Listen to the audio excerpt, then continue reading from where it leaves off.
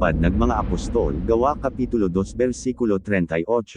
Efeso Kapitulo 2 versikulo 8 hanggang 9. Sapagkat sa biyaya kayo'y nanggaligtas sa pamamagitan ng pananampalataya, at ito'y hindi sa inyong sarili, ito'y kaloob ng Diyos. Hindi sa pamamagitan ng mga gawa, upang ang sinoman ay huwag magmapuri. Roma Kapitulo 10 versikulo 9.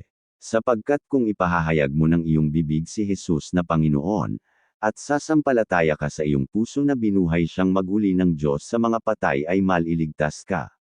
Tito Kapitulo 3 versikulo 5. Na hindi dahil sa mga gawa sa katwiran na ginawa nating sarili, kundi ayon sa kanyang kawan ay kanyang iniligtas tayo, sa pamamagitan ng paghuhugas sa muling kapanganakan at ng pagbabago sa Espiritu Santo.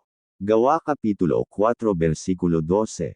At sa kanino mang iba ay walang kaligtasan, sapagkat walang ibang pangalan sa silong ng langit, na ibinigay sa mga tao, na sukat nating ikaligtas.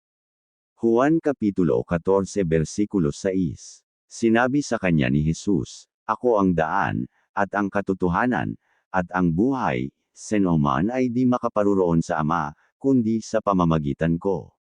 Efeso Kapitulo 2 versikulo 8. Sapagkat sa biyaya kayo'y nanggaligtas sa pamamagitan ng pananampalataya, at ito'y hindi sa inyong sarili, ito'y kaloob ng Diyos.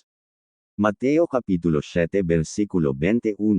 Hindi ang bawat nagsasabi sa akin, Panginoon, Panginoon, ay papasok sa kaharian ng langit, kundi ang gumaganap ng kalooban ng aking Ama na nasa langit.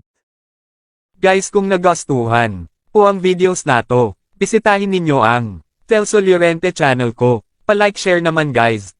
Follow natin at subscribe. And papindot na din ang bell. Maraming salamat po.